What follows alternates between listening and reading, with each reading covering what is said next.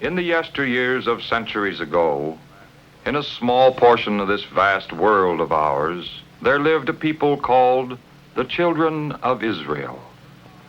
From them came certain men and women through whom God revealed himself to all mankind. One of these was Elijah, a fearless prophet.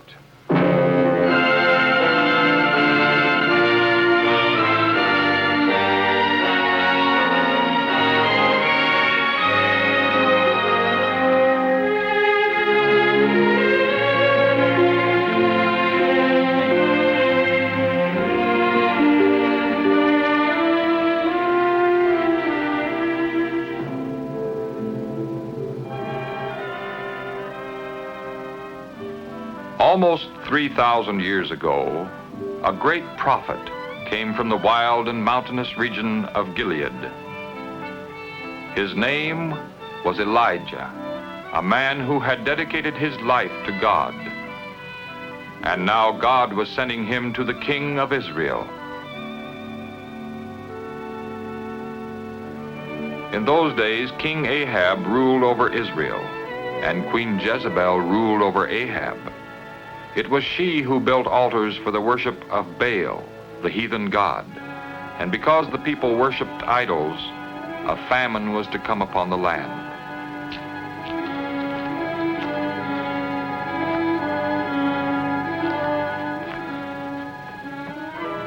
As the Lord God of Israel lives, whom I serve, there will be no dew nor rain these coming years, until I say so. Then the Lord spoke to Elijah, saying, "Go away from here and hide by the brook Cherith.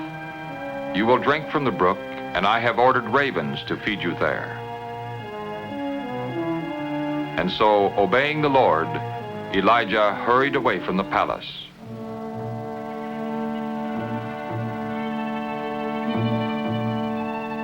And Elijah lived in the wilderness and drank from the brook Cherith. And the ravens brought him bread and meat every morning and every evening. In this way, God provided food for him. But after some time, the brook dried up because there was no rain. Then the Lord spoke to Elijah again, saying, "Arise, go to Zarephath, and stay there. I have told a widow who lives there to give you food."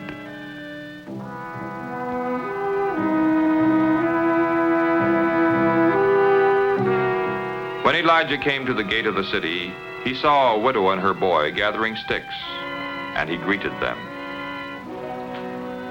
Please bring me a little water to drink. And also a bit of bread. As the Lord your God lives, I have nothing baked. All I have is a handful of flour and a little olive oil. I'm gathering a few sticks, and I'm going to prepare something for myself and my boy. After that is gone, we'll probably die of hunger.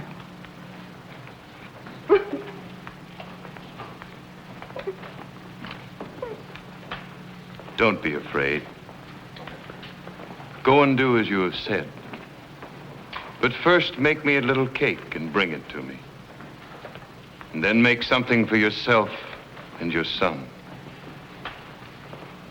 The Lord, the God of Israel, says, the jar of flour will never be used up, and the bottle of oil will never become empty until the day the Lord sends rain.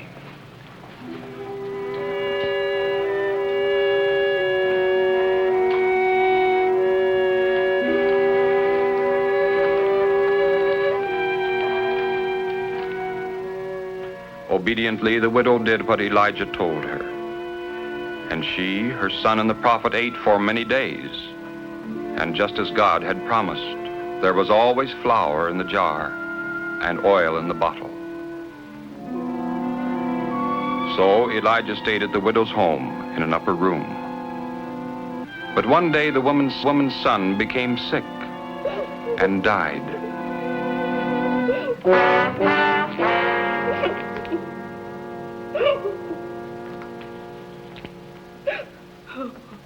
Oh, leave me alone, man of God. Did you come to remind me of my sins and to kill my child? Oh. Give me your son.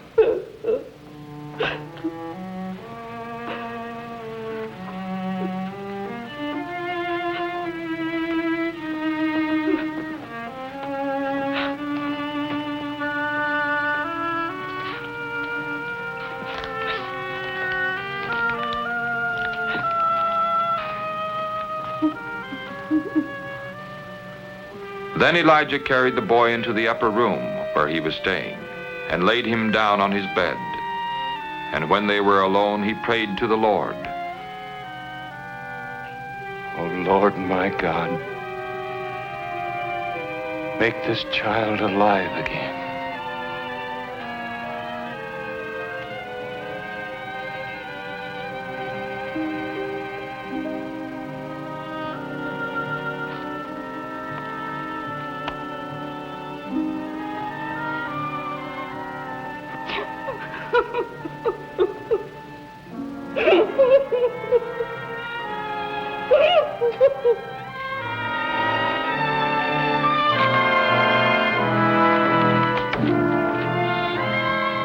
Look, your son is alive.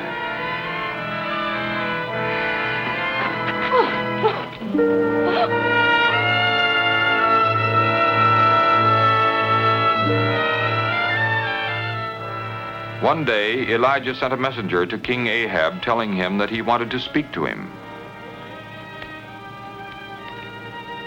Are you the one that's making trouble for Israel? I haven't troubled Israel, but you and your family have, because you have forsaken the commandments of the Lord and have worshipped Baal. Now, therefore, send men to bring all Israel to Mount Carmel, and also the 450 prophets of Baal, and the 400 prophets of Asherah, who eat at Jezebel's table.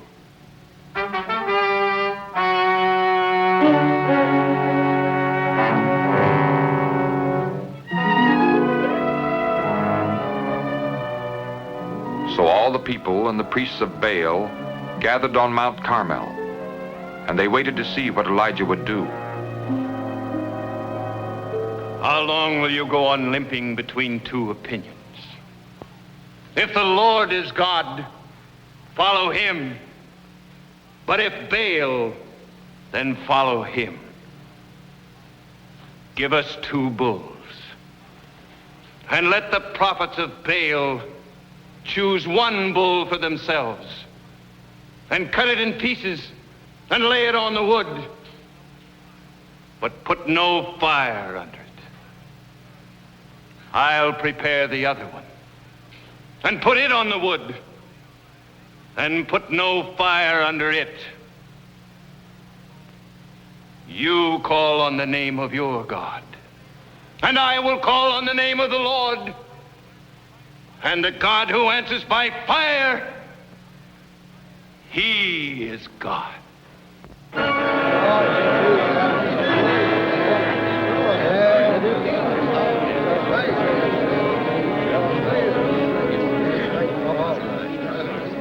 First, the priests of Baal offered a sacrifice on their altar, and they called on the name of Baal from morning until noon, but there was no answer of any kind. No fire came to the altar. Then Elijah began to mock them. Cry louder, he's your God. And either he's lost in thought or on a long journey. Or maybe he's asleep and needs to be awakened. So the priests of Baal called louder and raved on into the afternoon, but still there was no answer. Then Elijah repaired the altar of the Lord that had been torn down. He took 12 stones, 1 for each of the tribes of Israel, and rebuilt the altar. And he made a trench around it, and arranged the wood and cut up the other bull and laid it on the wood. Fill buckets with water and pour it on the sacrifice and on the wood.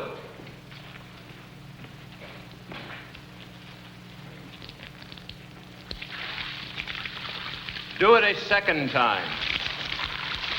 And a third.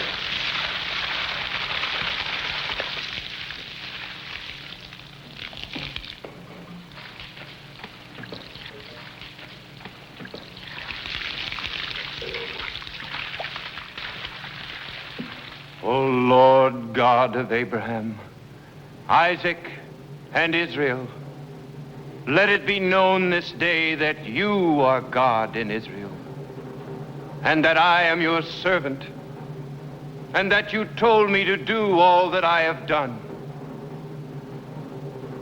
Answer me, O Lord.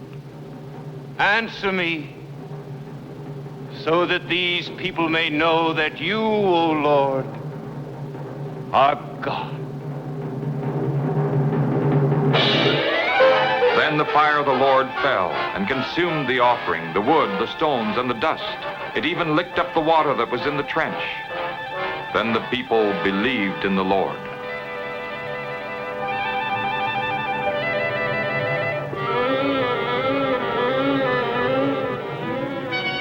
Seize the prophets of Baal. Do not let any one of them escape.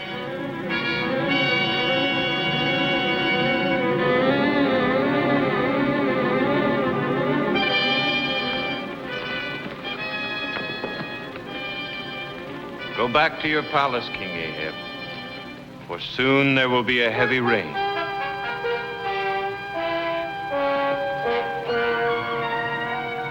But when Ahab told Jezebel all that Elijah had done, and how he had put to death all the prophets of Baal, the queen cried out in anger.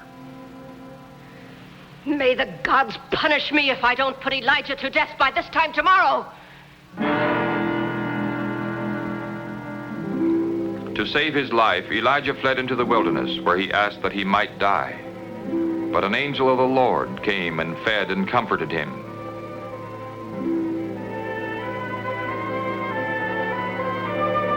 At last Elijah came to Mount Sinai, where God had spoken to Moses hundreds of years before.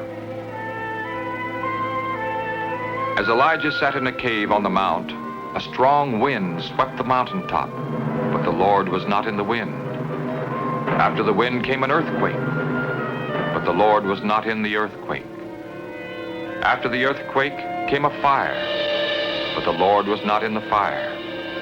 And after the fire came the sound of a gentle blowing.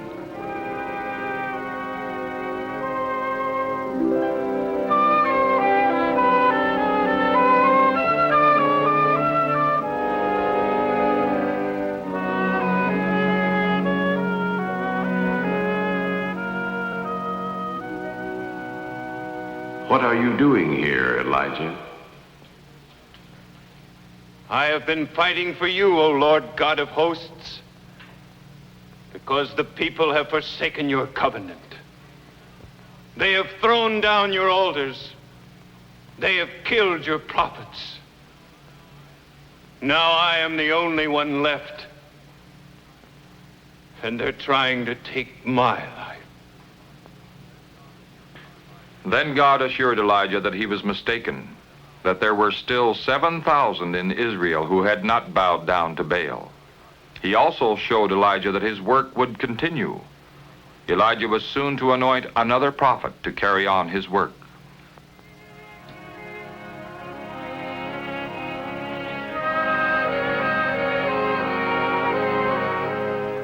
So, with renewed faith and courage, Elijah left Mount Sinai to continue his work.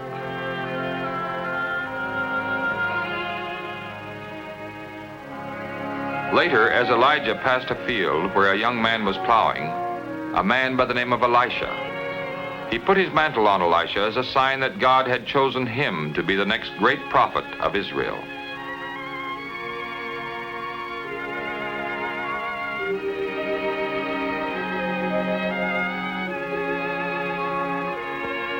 And Elisha left everything and followed and served him.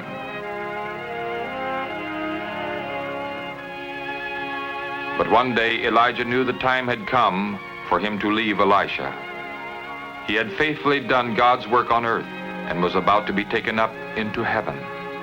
First, however, he offered to do one more thing for his disciple. Before I'm taken away, tell me, Elisha, what would you like to have me do for you? Please let me have a double share of your spirit.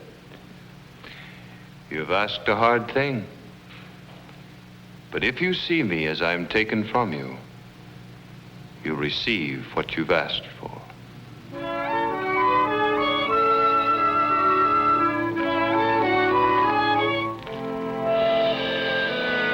Elisha saw fiery chariots and fiery horses, which came between him and Elijah. And Elijah was carried to heaven in a whirlwind. Then Elisha took up Elijah's mantle, which had fallen to the ground, and he went forth to do the Lord's work. For he knew that from this day on, the Spirit of the Lord would be with him, as it had been with Elijah.